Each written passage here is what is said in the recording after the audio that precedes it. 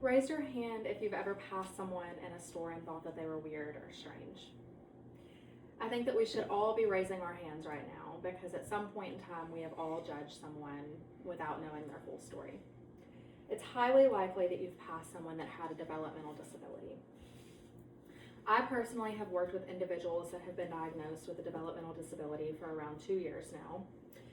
That, combined with my extensive research on the subject, gives me a little bit of credibility to discuss what a developmental disability is.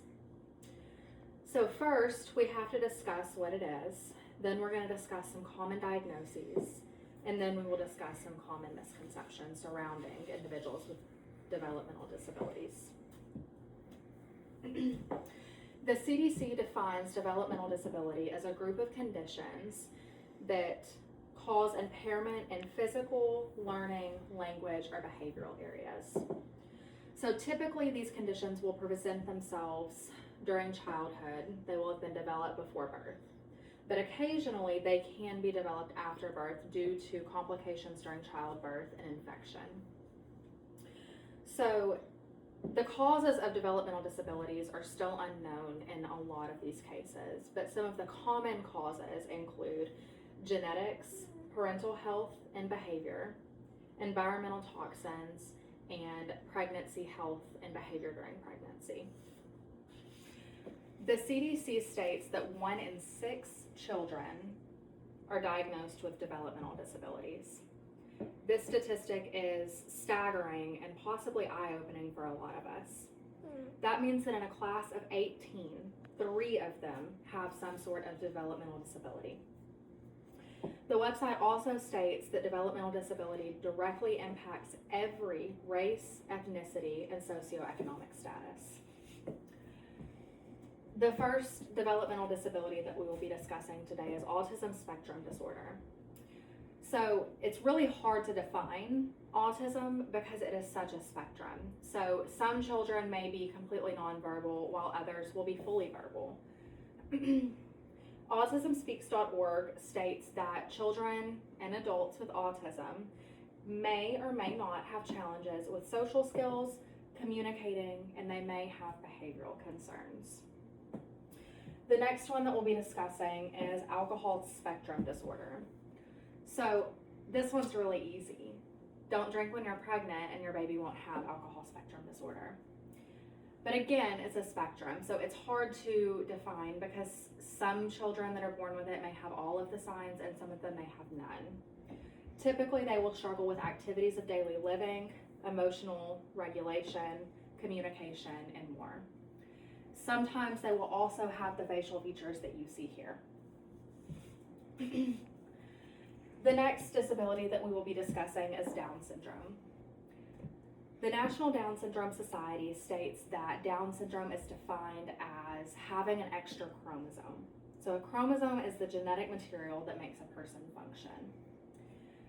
Down syndrome can cause developmental delays, cognitive delays, and it can also cause them to develop the typical physical characteristics of somebody that has Down syndrome, which you can see in the picture here. The cause of Down syndrome is still unfortunately not known. Some common misconceptions surrounding individuals with developmental disorders is that they are not smart.